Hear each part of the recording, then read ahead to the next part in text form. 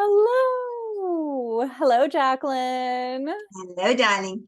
So, hello, everyone. I am Kinsey Elizabeth. I am the empowerment photographer, and I am doing a little series right now of some interviews with past clients. I have photographed over 500 people now at this point, which absolutely blows my mind. I was doing the math on that recently.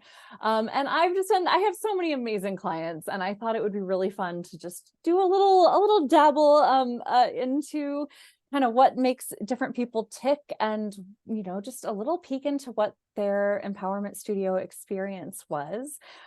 You will hear throughout this, Jacqueline and I are going to be talking about the two different times that she has come in to do portrait sessions with me in the empowerment studio.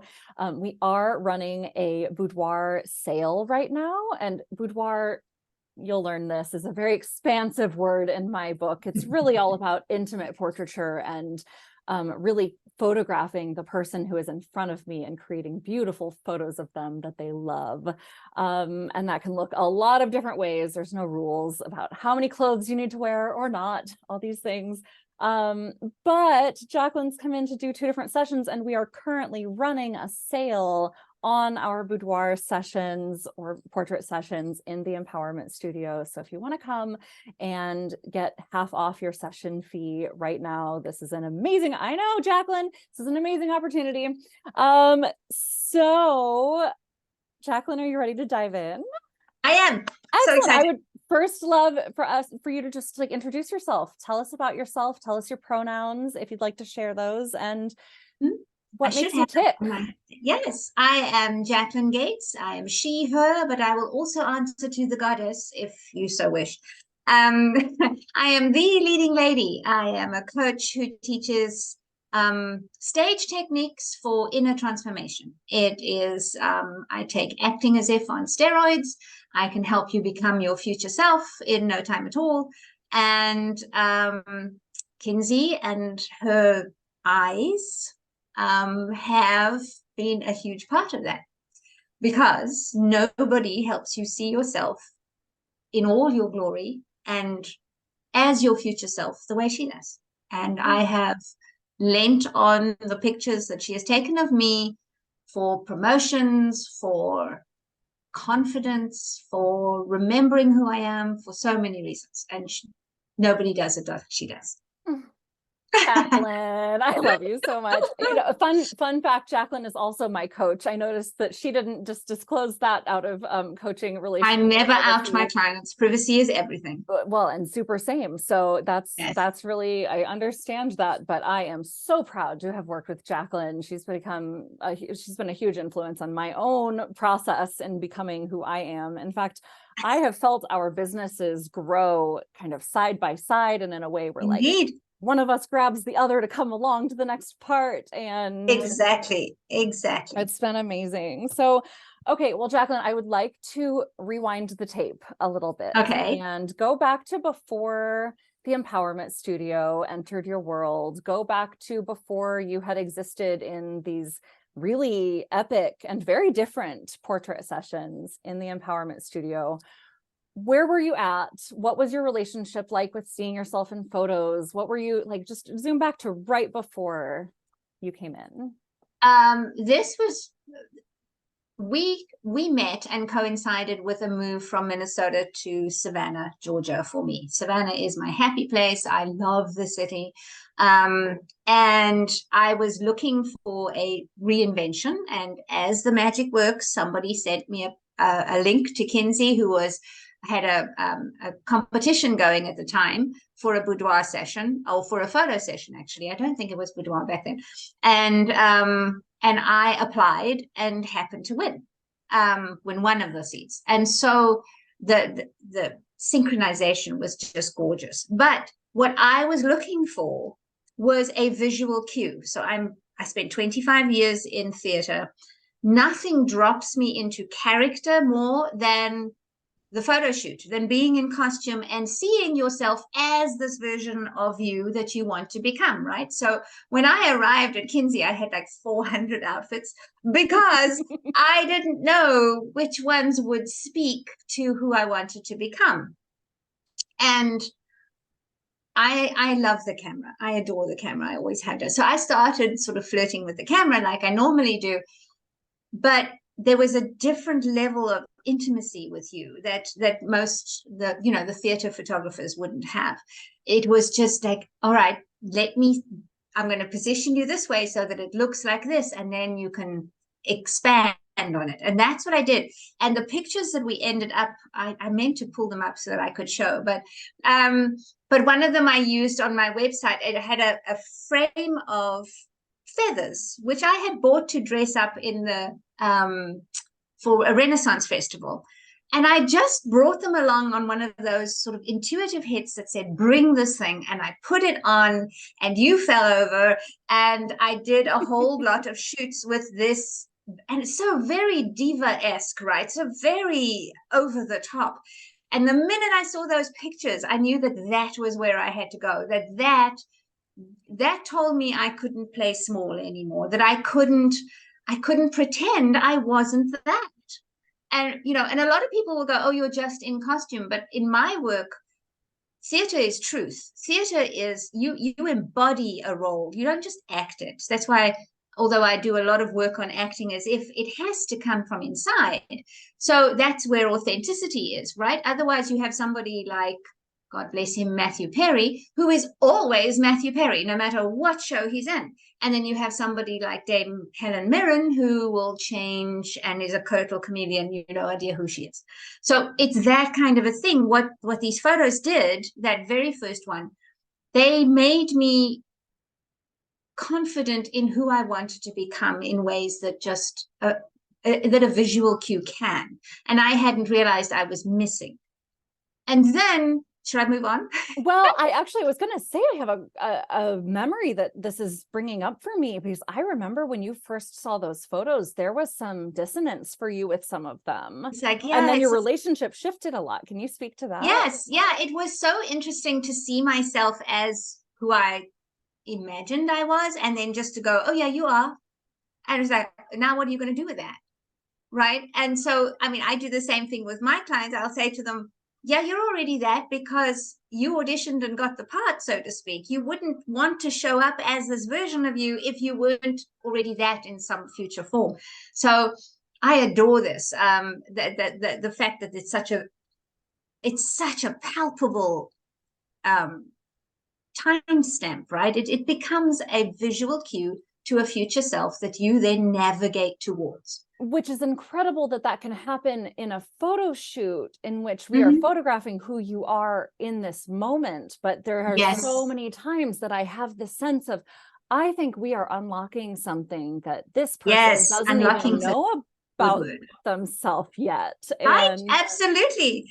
And I will say, because this is a boudoir sale and you all need to really rush and do this, is that when I went for my second one, so when I was reiterating myself, which I do fairly regularly, I called Kinsey and I said, I'm nearly 60. I'm going to be 60. Well, I just turned 60, actually. You just turned 60. I know, right?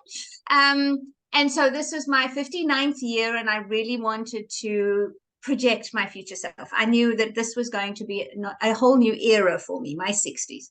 So I flew to Kansas City and did my photo shoot with you, adamant that it was all going to be about the theater and my backstage work, and I'd said I want pictures for the, of the backstage workings, because that's the work I do. And then I want this drop dead leading lady vibe, right? And you kept saying, and boudoir. And I'm going, I'm 60. I've been married for 42 years. Boudoir is like, maybe, okay, I'll bring something. And I brought all the things for the leading lady, and I had 2 pieces for the boudoir. And I walk into the studio and you had all the boudoir things. And I'm going, yeah, I'm going to try that other thing because I'm so not brave enough yet. And I did. And then when I did the boudoir, that piece, it was those photos. So yes, I used the leading lady photos for my program, and I love them, and everybody fell over about them. And they are so empowering for me. But the ones that have really pulled me forward have been the boudoir ones.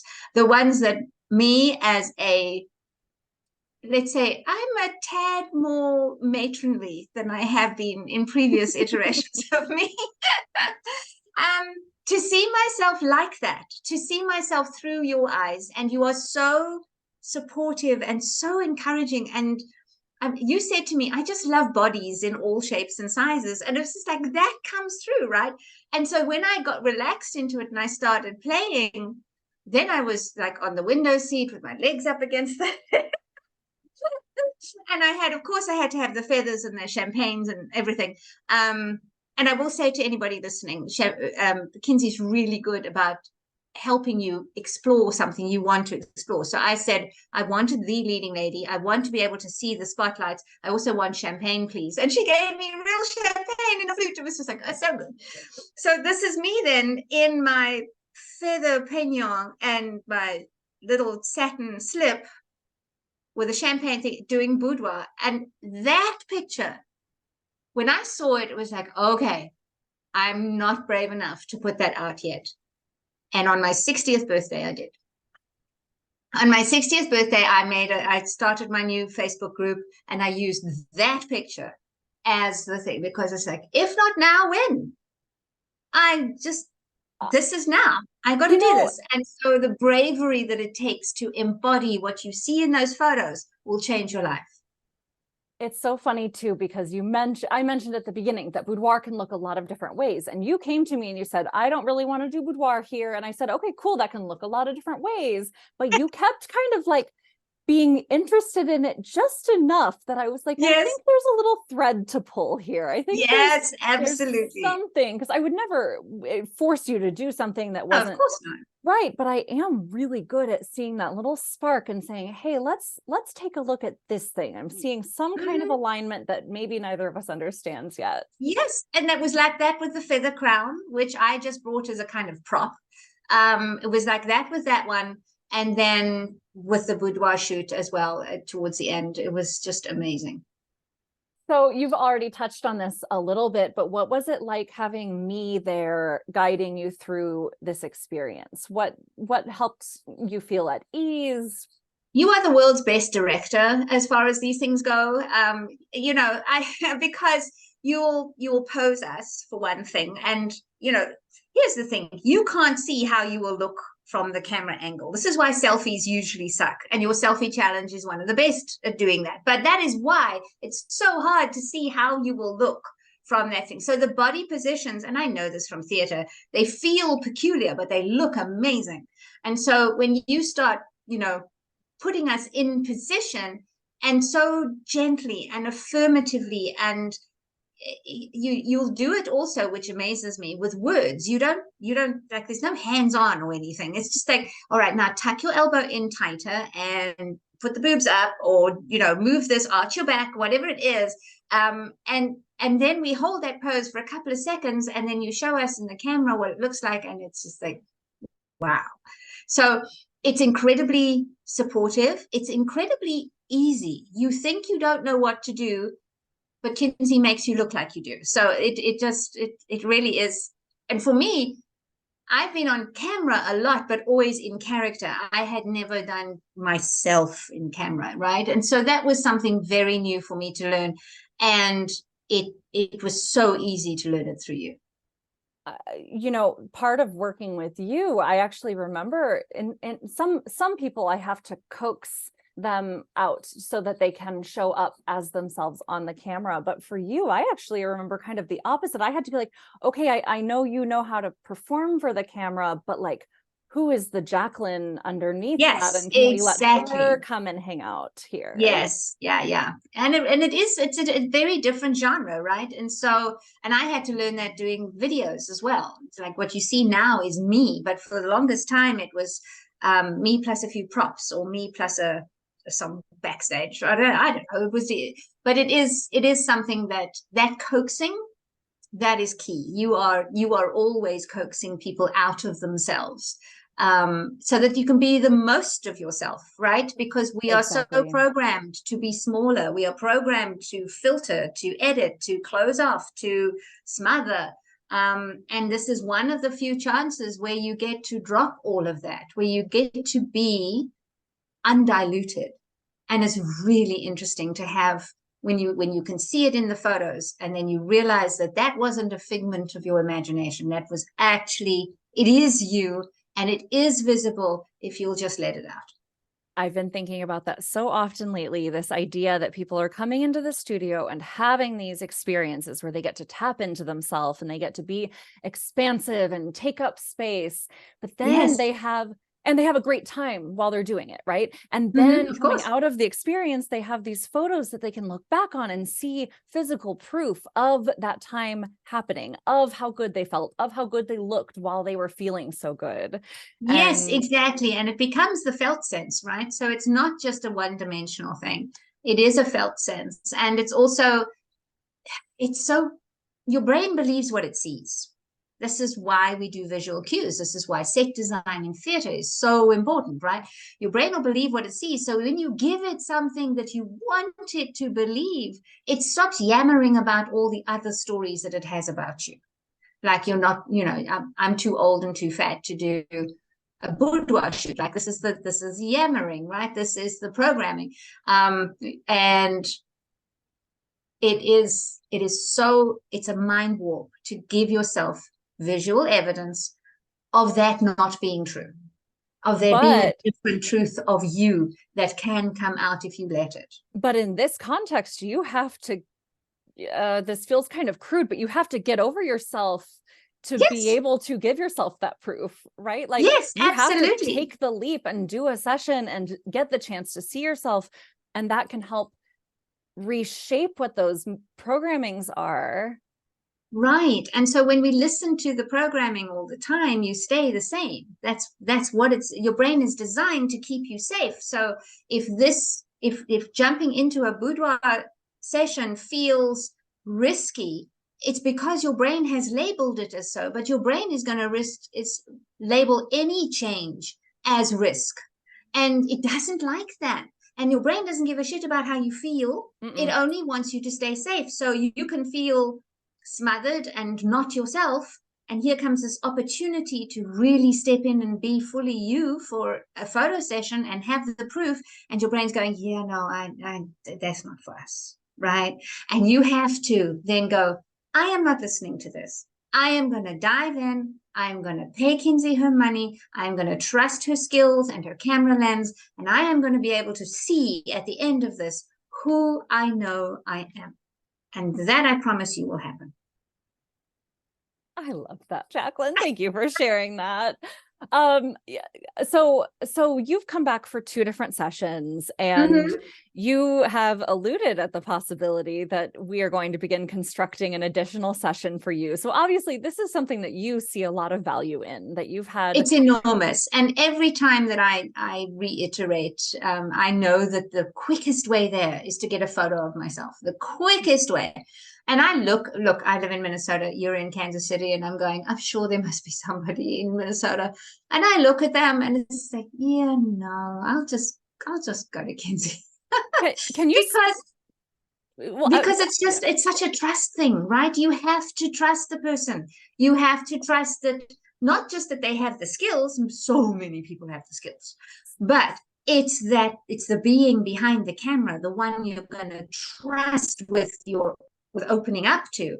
That is key. And especially when you're talking about marginalized people of color, people, trans people, it doesn't matter. When we are in front of the camera, we are vulnerable, and we have to be able to trust the being behind it. And so finding out about the person who's going to take the photos of you is the key part of this. Yeah, you have to make sure that you connect. And I always say, I'm not the photographer for everyone, but I'm not intending to be. That's not my goal. Exactly. My goal is to find the people who do connect so deeply with me, because those are the people with whom I'm going to be able to make the absolute biggest magic for them, and in their photos and all of these things. Exactly. Can you speak a little bit, because I get a lot of people sending me messages saying, I really wish I was closer. I would love to do a session. Tell me about traveling in for a session and the resistance that might come up for someone, why that's just pish posh and they should come to Kansas City. Well, it is. And look, your brain is going to legit offer all the finances, right? Because your boudoir session is not inexpensive, and it shouldn't be because it's an investment.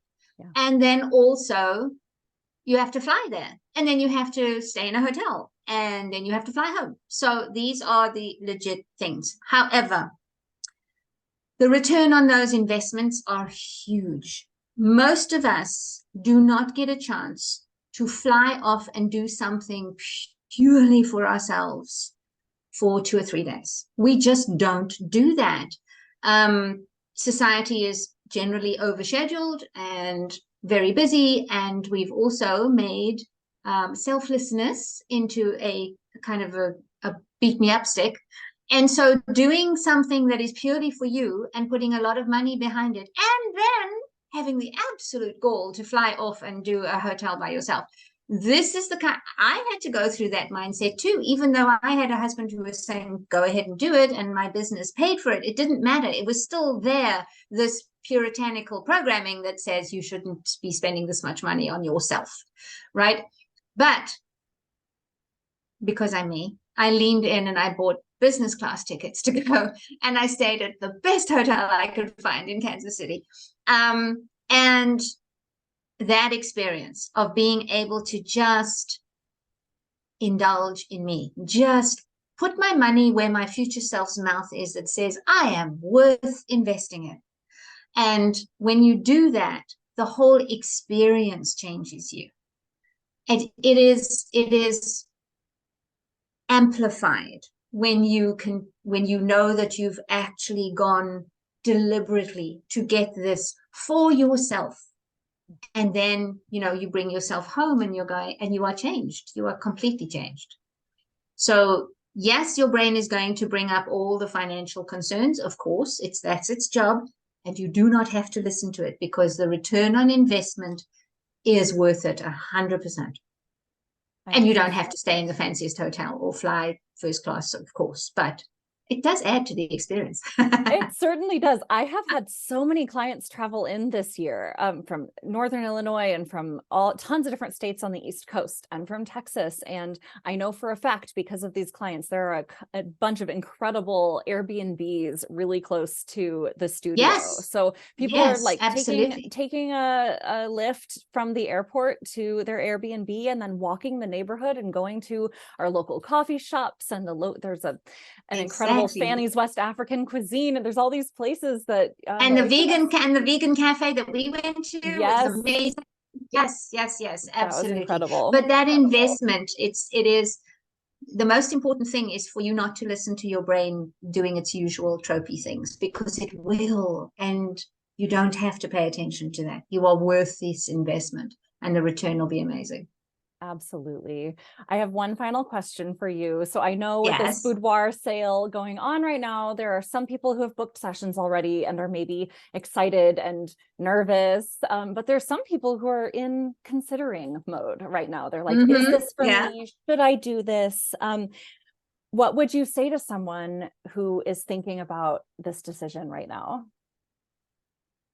I tell my clients all the time, you don't know how a scene will play out until you play the scene. The fact that you have that prompting is probably, in my world, enough to explore it even further. And who would you be if you played small and said no?